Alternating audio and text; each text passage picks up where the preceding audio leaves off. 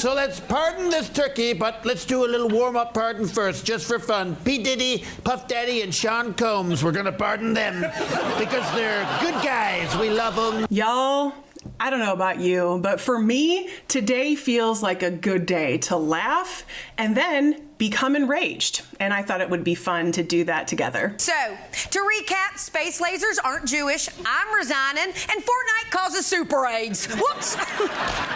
Sorry, that's old Marge. Get out of my head, me. Let's start with the laughter, and then we'll move on to some infuriating madness, shall we? Those clips are from This Hour Has 22 Minutes. It's a Canadian show on the CBC, and it consistently has some of my favorite takes on politics from the US and around the world. Hey y'all, it's me, Marjorie Taylor Greene. I just want to let y'all know that I'm resigning. Congress has become a toxic cesspool of paranoia and hatred. And for that, you're welcome. But this has nothing to do with Trump blowing me off like I'm Bill Clinton. Look it up, y'all. It's because I've changed. So forget everything you know about me. Like how I said school shootings weren't real or how the feds control the weather. I used to believe in Jewish space lasers, but that was days ago. I address you tonight as your sovereign to announce that after a state visit, President Trump has gone home. It's safe to come out now. Our national nightmare is over. We opened up every window in Windsor Castle, but alas, the place still smells like a mix between armpits and garbage can juice. And yes, one shook many hands, but only one left my hand orange.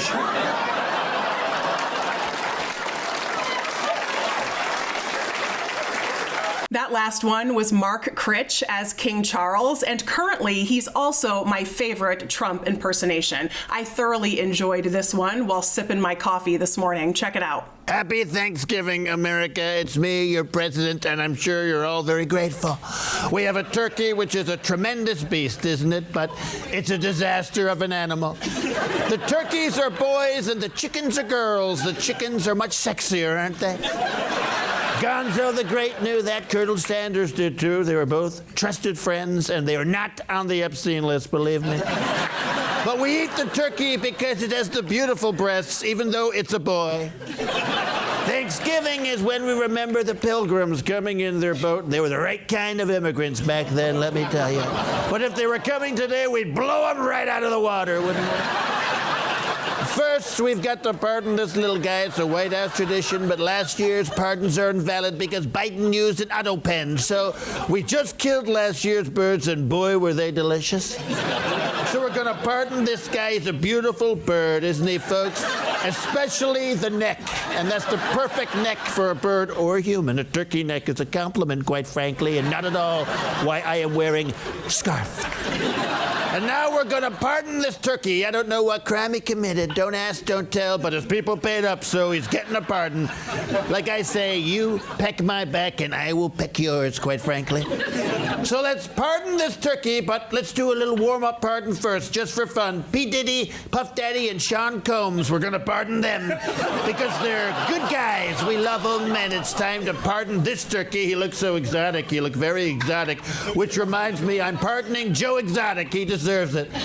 Gave us a lot of laughs during COVID.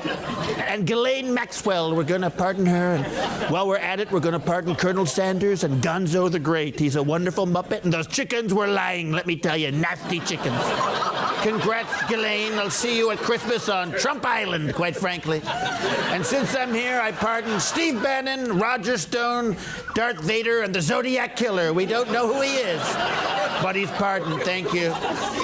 Okay, I forgot to pardon the turkey. Pardon me. Would you look at that? I think I just pardoned myself. Oops. All right, pluck this guy. Let's eat.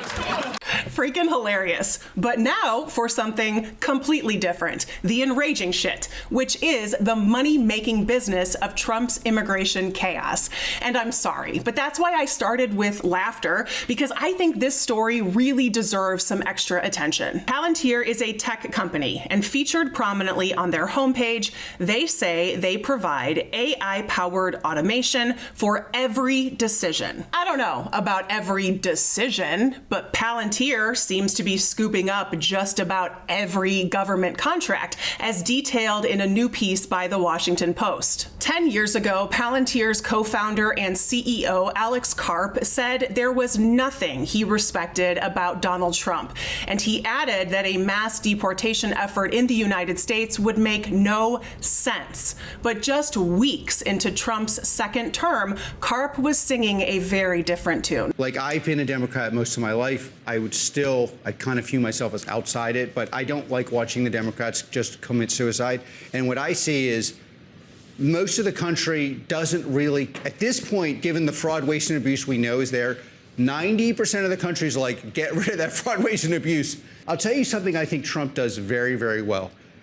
He says, I'm not going to accept a paradigm that essentially leads to a stupid conclusion.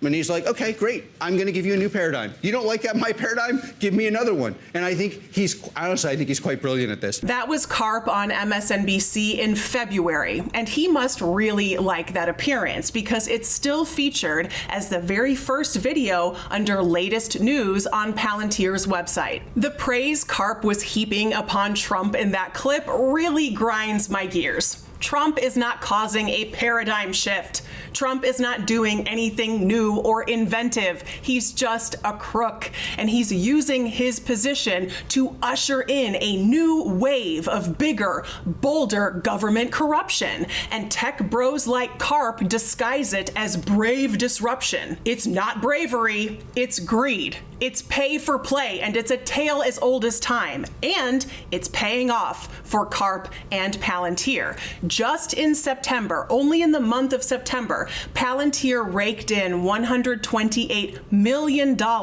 just in contracts with the U.S. government. Despite saying for years that Palantir would never allow their tech to be used to track immigrants in the United States, a bunch of that contract money is coming from their relationship with Immigrations and Customs Enforcement. Palantir has implemented a software called Immigration OS to make tracking and deportations much more efficient. And although he publicly supported Kamala Harris for president in 2024, Karp now appears to be fully immersed in the cult of Trump, praising Palantir in a November 3rd earnings call for supporting free speech and fighting for the right side of what should work in this country: meritocracy, lethal technology. He also said, "We power ICE and we've supported Israel," but he claims to not know why those stances would be controversial. And in his November letter to shareholders, Karp also preached a return to a shared national experience